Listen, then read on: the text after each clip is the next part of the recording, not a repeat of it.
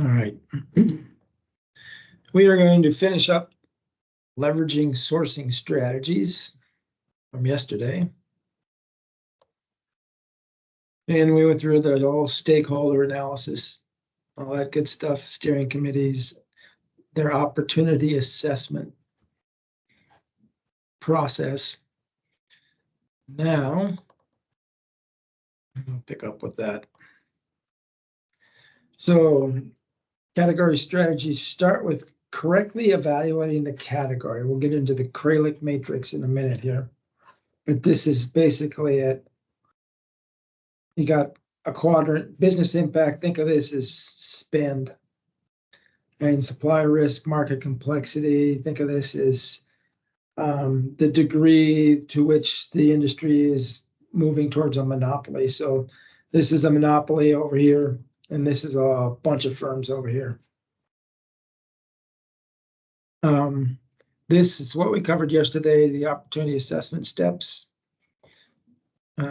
Spend analysis, cost price analysis, risk analysis, market analysis, and requirements analysis. So use them to provide guidance when trying to determine category or commodity characteristics here in the Kraljic matrix. So you do run this first, and then you do this. So if we look at the Kraljic matrix, Peter Kraljic came up with this idea in the early 1980s. He was a professor at some business school, got published in the Harvard Business Review, and people have been ripping it off ever since. You'll see all kinds of people. They'll change the axes or they'll change the names. It's like it's still a Kraljic matrix, man. But the whole idea is, where do you want to spend your time? Because you can't spend your time, same amount of time on every supplier or every commodity. So this is your tendency towards monopoly. So these are monopolistic industries down here. And these are very not complex with a lot of suppliers. And this is spend. So this is a lot of suppliers with a low spend. What you try to do is get standard specifications, substitutes are readily available, very competitive market. This is things like office supplies, MRO supplies that we use in the plant, that kind of stuff, fasteners. Up here, the spend is much higher, but there's a lot of suppliers and you're trying to use a standard specification. Substitutes are also still possible. This is like when we buy tires and wheels. That's a classic leverage. We spend hundreds of millions of dollars on tires and wheels, but it's a standard spec. It's not our spec, and you can substitute very easily. So here you want to exploit purchasing power and focus on cost. Then over here at the strategic or critical, these are the high spend guys that are, only a few companies in the industry. This is Cummins, transmissions, most of our powertrain parts, axles. They're expensive, and there's not a lot of players in the industry. So diversify, balance, exploit, ensure continuous availability at the lowest total cost of ownership. And then bottleneck, there's only a few suppliers in the industry, but the spend is low. These could be things like computer chips that we're having problems getting. Compared to engines, it's not a big spend, but you got to have them. These guys are like a pain in the neck. You want to ensure supply availability in the short term and get engineering to eliminate them in the long term, if possible, because you just don't have to deal with a bunch of these guys. So that's the Kraljic matrix. Here's your tools. So for leverage, spend aggregation, price analysis, and then process efficiency down here in tactical, bottleneck value analysis, look at the cost drivers and cost management. And then up here, collaboration and innovation, strategic alliances, TCO, that type of thing. So those are your Kraljic matrices. So best price evaluation. Prices need to be comparable on the important attributes. You'll see this when you send out an RFP, and not so much with an RFQ because it's basically RFQ is build to print, but especially with an RFP, each supplier will come back with a little bit different package because they don't want to be compared. So when evaluating on price, suppliers under consideration need to have essentially equal and acceptable quality, meet specs, flexible and represent about the same level of risk, and treat shipping costs in the same manner. And a lot of times, if you really want to lock them down, you can send a spreadsheet you want them to fill out for their RFP. Volume concentration, pull spending together to increase leverage. We talked about this before. Hospitals, school districts will often do this. Pool spend across divisions. This is what we do here, Kenworth and Peterbilt. Sometimes DOF. Consolidate the number of suppliers, combine volumes from different groups, and redistribute volume among suppliers and optimize the supplier base. So this is your classic economics graph here. At 30, the price is going to be 60, but at 35, the price is going to be 50 because you've shifted the supply down. You've increased supply, basically. Global sourcing is a way to create greater competition, which can provide more leverage, but you really got to look at it from a total cost of ownership analysis because freight costs and other costs can really be expensive. And you also have a risk of stock out is higher. Product specification improvement. So improving designs and loosening tolerances, that's basically what DFMA does, a design for manufacturability and assembly. Sorry. Where possible, allow more suppliers to complete for business at a lower cost. It's just making the design more efficient, fewer parts, that type of thing. Joint process improvement. So you would do this with your strategic suppliers. Improve the supply chain from end to end, business flow and collaboration, joint processes, and integrating logistics. And then you've got relationship restructuring, rethinking how you do business with a given supplier. This usually happens if the supplier has a problem. Can we outsource activities to the supplier? What would we get? Would we get a better contract, for terms? Risks were shifted, and PACCAR doesn't like shifting risks onto them. They want to shift it onto the supply base. Volume guarantees were granted. We're not going to do that either. But they're all things you can look at. Extending the term of the contract, we can do that. What else could PACCAR do that the supplier would want? Product re-engineering, make it easier for them to build. Policies and procedures, new supplier development, make a supplier approach. New business for another division of the supplier. Most what these guys want is more business. Demand management process where the supply management works with internal stakeholders to reduce the use of products or services. May be possible to redesign products or change processes to eliminate the purchase or reduce the amount needed. This is really kind of directed at indirect buying. Factors prioritizing decision making. So you got all these ideas, which ones to start working on first. Compliance for sourcing strategies to be effective is important. Internal customers agree to the changes.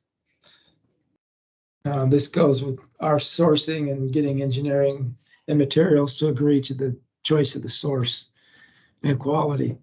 Quality sourcing strategies should ensure that any changes do not affect product or service quality. And we're pretty good about looking at that. Savings, we're very good about looking at the savings. This is usually why we switch.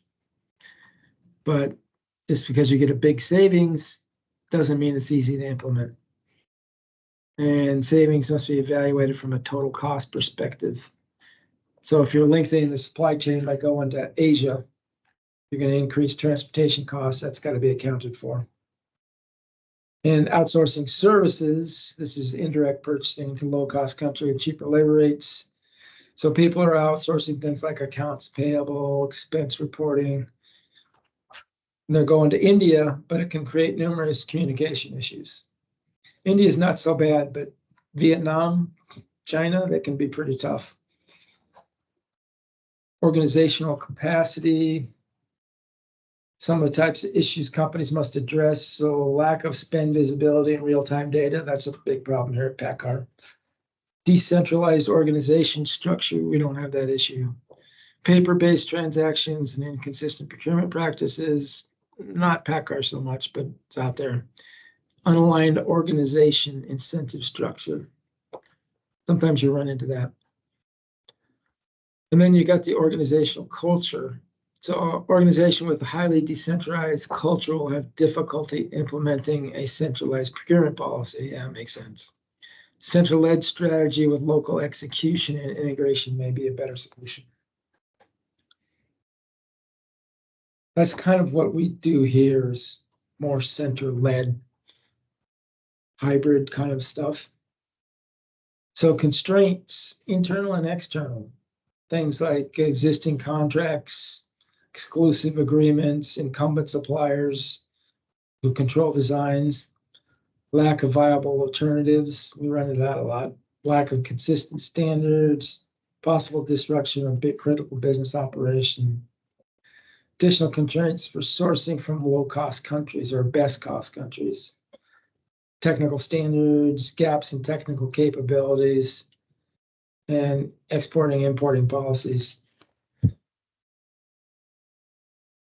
Alignment to organizational goals. So supply management needs to add value to the buying organization. To do this, you got to be aligned with the organization's overall goals. For example, if the company's mission is to produce high quality product, then procurement can't purchase the cheapest components possible at the expense of quality. So here's a sourcing prioritization chart. Another one, kind of like the Kraljic matrix. So savings potential from low to high, and ease of implementation from easy to difficult. So these are the small quick hits, small savings, but very easy to implement. These are small savings, but very difficult to implement. This is trying to do directed tier 2 buying and changing. It's just not worth it. It's just a hassle. You get very little savings from it. Low hanging fruit, easy implementation, big savings potential, and then long-term project. All right. Which of the following should be the first step for the assessment team to attain a successful spend analysis result?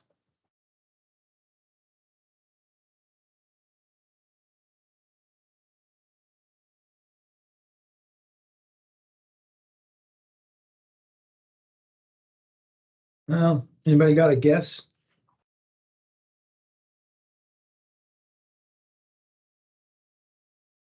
I'm thinking you could eliminate A and D, and then it would come down to B or C.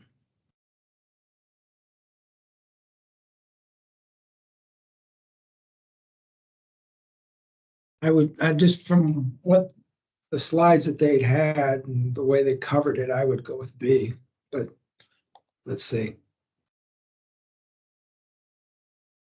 D, no, it's the wrong question.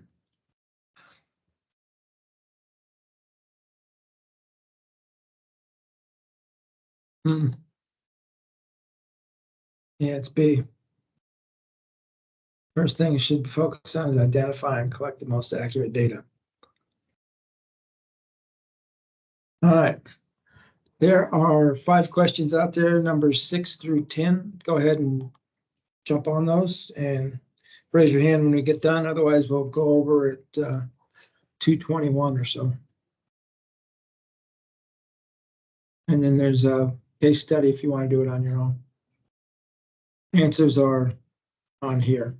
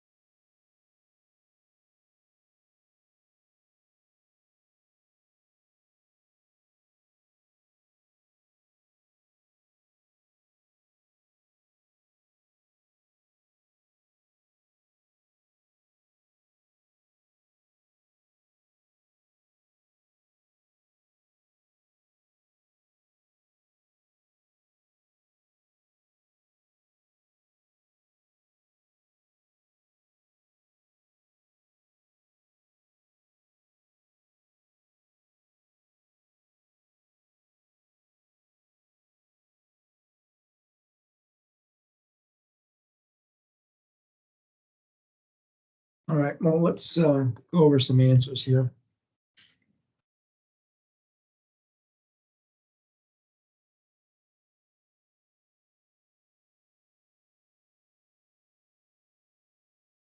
Okay, number 6 is Bravo. How is the product or service used or planned to be used? Question that addresses the characteristics of the item. 7 is Delta. This component is in the leverage category, and the best way to get price in this category is to aggregate volume and work one supplier against the other. 8 is Bravo. This semiconductor would fall in the bottleneck category. And you want to ensure supply in the short term and eliminate in the long term. 9 is Alpha. Joint process improvement can help work on the tolerance stack up throughout the supply chain. And 10 is Bravo.